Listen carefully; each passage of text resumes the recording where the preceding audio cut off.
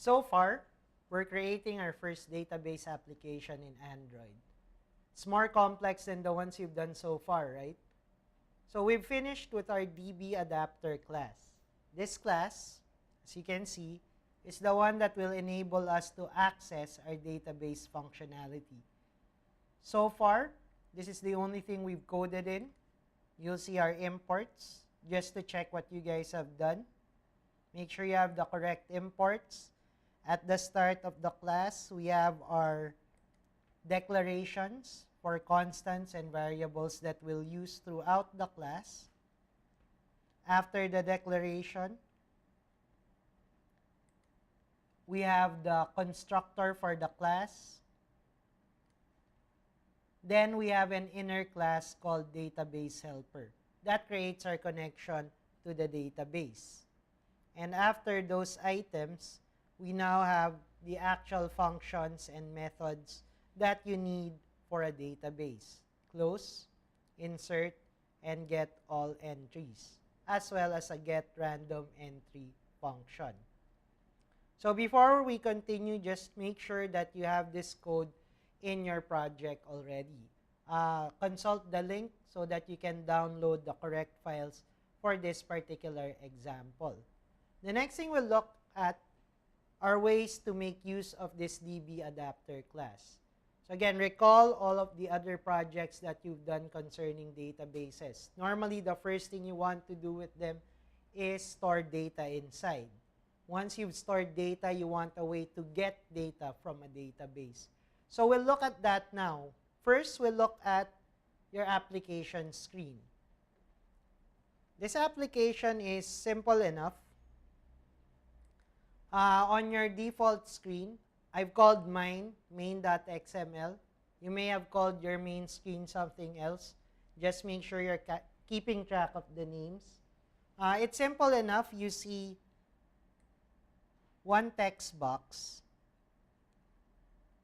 Or in Android, again, we know this as an edit text field.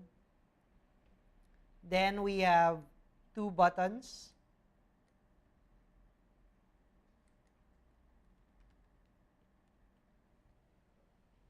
Okay, so when a user clicks press me, and we'll change that later on, that actually saves whatever text is inside the text box.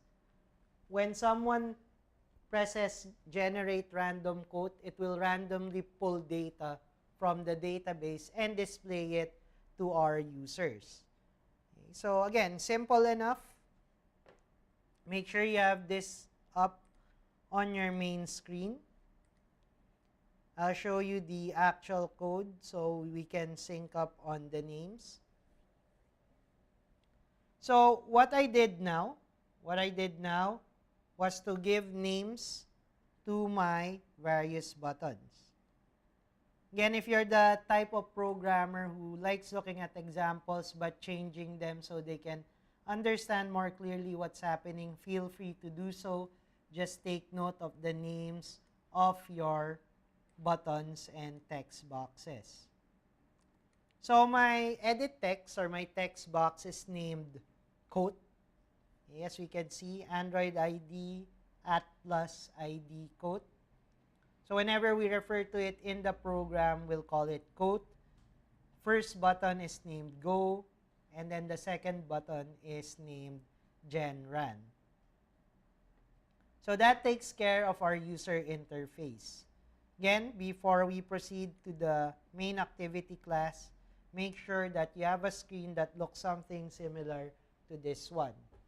And if you're changing names around, it's your responsibility to keep track of your control names, because I sure will not be able to read your mind and know your own names.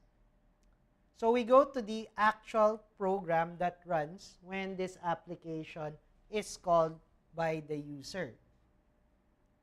In my case, the main activity class is named quotesmain.java. You may have changed it or you may have left it at the default main activity. If you do this a lot, you'll get used to your own naming convention as well as the quick changes of name given in some examples. So at the start of quote main, we just see a couple of items. Our usual imports. Mine is complete already because I have the whole code here. So we have our normal Android imports, which would be app activity and OS bundle. The rest are added once you start adding the code from the example. Okay, then we have the class itself. Since this is a main activity class, it extends activity. And we have the default function that all activity classes must implement. Okay, so as a review from what we've done so far, no Android activity can be implemented without implementing onCreate. It's the function that gets called when a user picks your application. So before onCreate, you'll notice that two variables are defined. A new DB adapter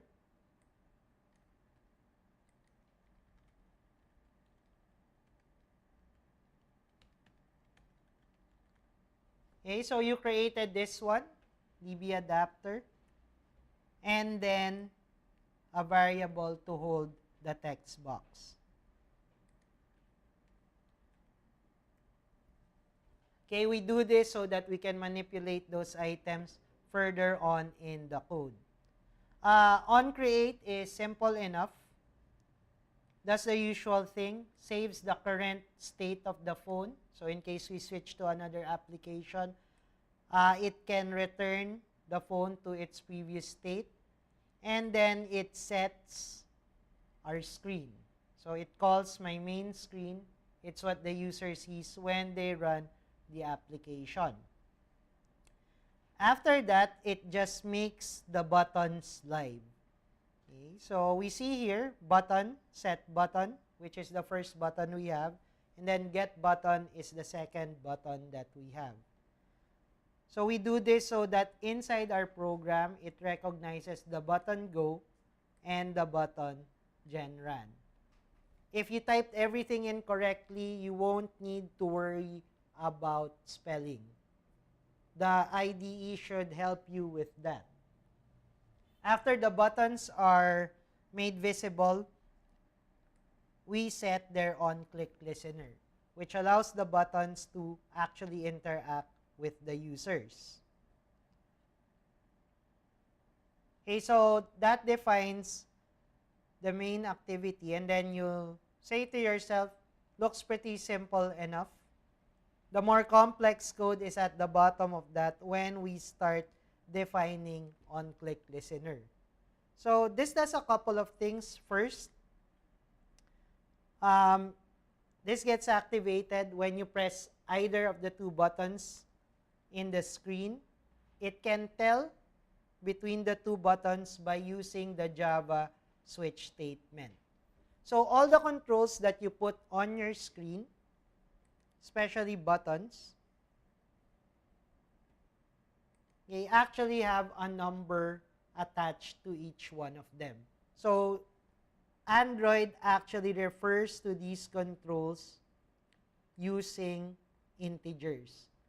If you remember, one of the first things we looked at under Gen, there's a file called r.java, and this keeps track of all the controls in your screen, attaching an integer value to each one. Okay, so take a quick look at your r.java file. If you check it again, all of the items that you've been defining, from strings to screens to controls on the app, are recorded in r.java. When we first met r.java, I mentioned that it's something that you can look at, but you can't manipulate. Again, I'll repeat that warning. Do not try to manually edit r.java. Eclipse does that for you automatically. A common rookie mistake, they can't find their buttons. It's because they forgot to save inside Eclipse. That's the second tip. Always save so that r.java is updated. Once our .java is updated, you can use any of the controls that you created and refer to them using the convention r.id, as we've seen from our examples. And that's the reason why when you look at the switch statement here, it uses view.getID. So inside an Android application screen, you have a view object that represents the entire screen, and it keeps track of all of its pieces using integer values. Because of that, we can use the switch statement to evaluate what control is currently being used by the user. So looking further into this, I have two cases. The first case looks at Go. So if a user presses that particular button, it will open the database and try to save information. Okay, so looking much more closer into this one, we'll see now that it makes use of our DB adapter class and uses the insert code function that you coded for DB adapter. After it does that, it also tries to get all of the records inside the database just for confirmation, and it throws up a message box saying that the code was successfully added.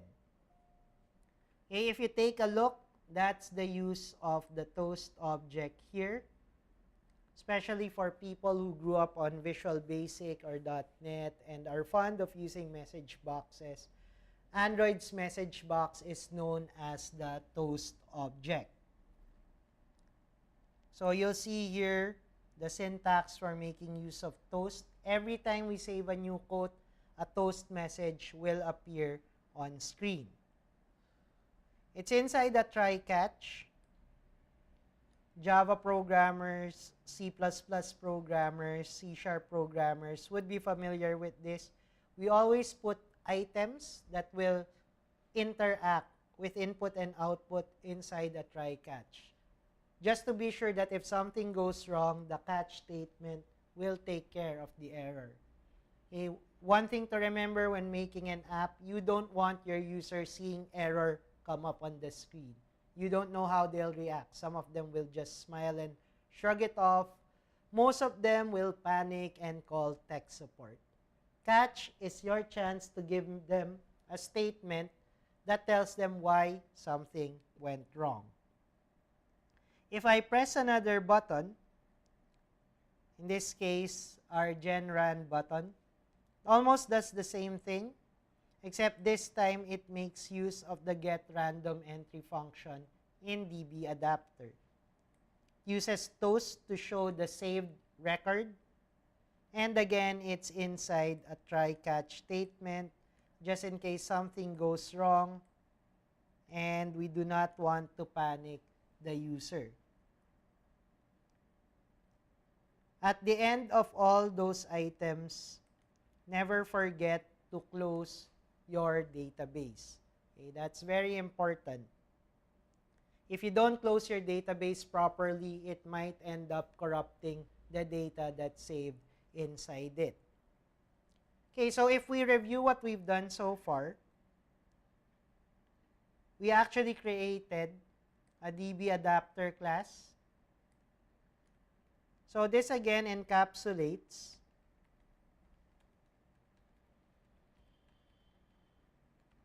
all our database functionality. If you recall how long the code was, one of the reasons for doing this is so that we don't put all of those codes inside our main activity. Remember, the longer your code is, the slower your application will run, and the slower it will load on your phone. That's why we're putting our DB adapter in another class. The other reason for this is so that we can easily call all those functionalities without coding them over and over again. After we created our DB adapter class, we created our user interface.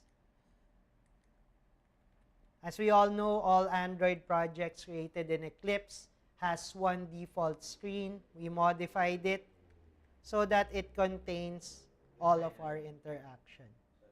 Okay? So if you remember, an Android project contains at least one screen. That's why we didn't create one from scratch. And we put all of our user interface inside main. This allows the user to interact with your application and do what it's supposed to do. And then we finally modified our main activity.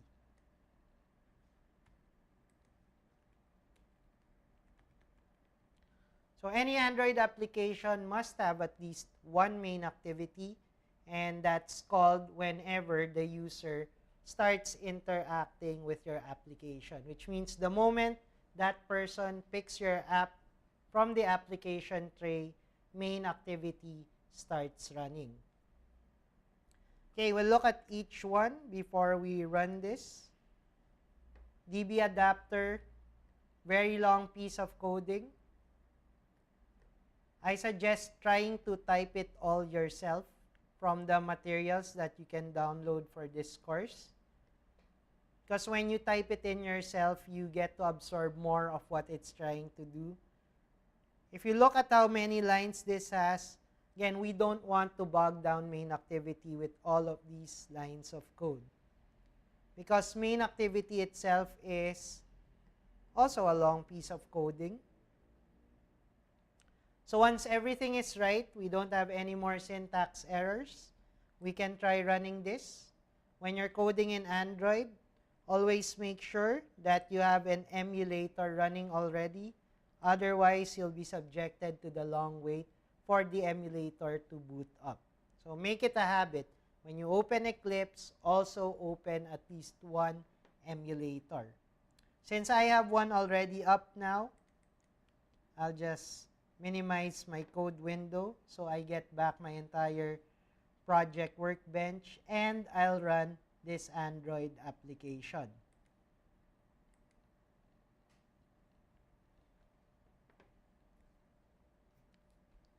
So everything is okay so far. It is now installing the APK file. APK again is your Android package. It's the final file created when you want to install your Android application on your phone.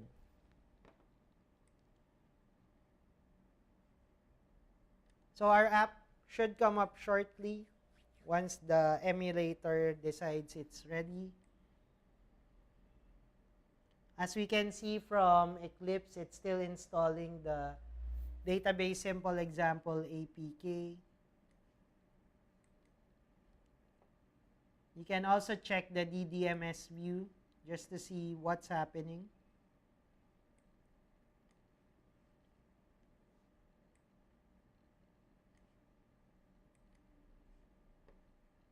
Okay, so I'll go back to my workbench view, and it's still installing.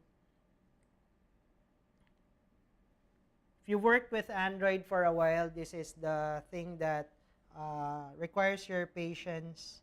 That's why a lot of developers really get a phone so they get a quick response when they're trying to run their application.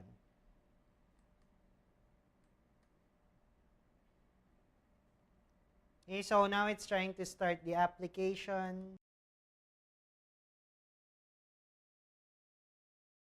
Okay, so now it's the moment of truth. We have our database application running.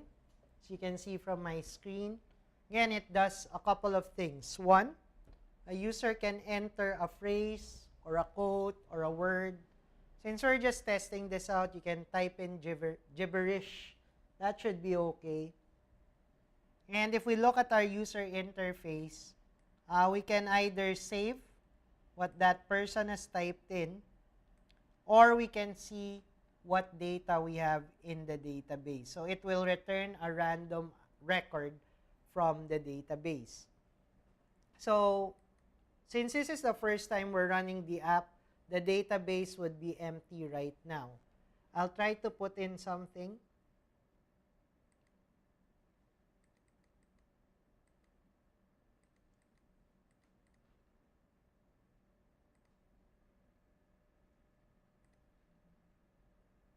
Okay, so these emulators again are somewhat slow. I'll just put in gibberish. If you're using an actual device to type items in, so much the better, because you can get a feel for your actual app. So I'll click on Save Code now.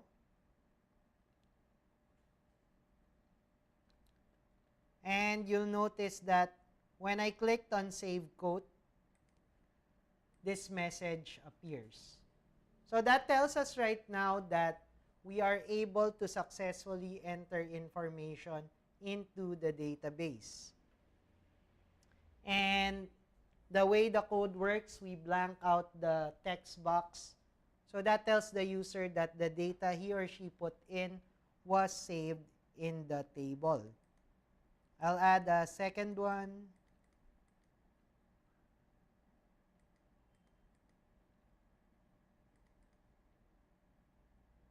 And I'll save it again. Add some more data. So the message appears again. Save. So after this third time, I should have 3 records in my database.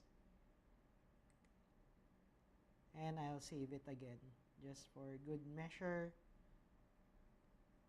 The message also tells us how many items were already saved in the database.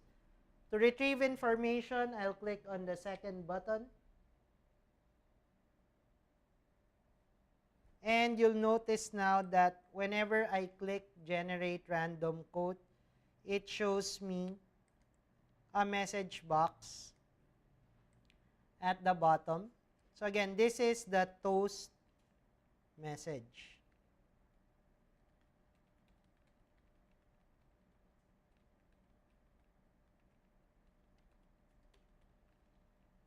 Okay, so if you just want to do that, in an actual professional application, you rarely want to use toast.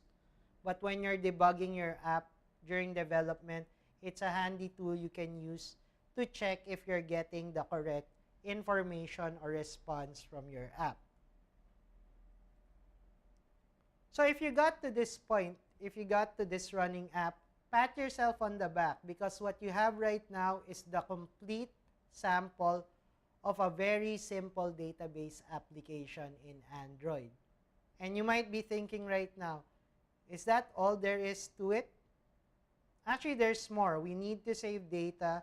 We need to modify data that's already there.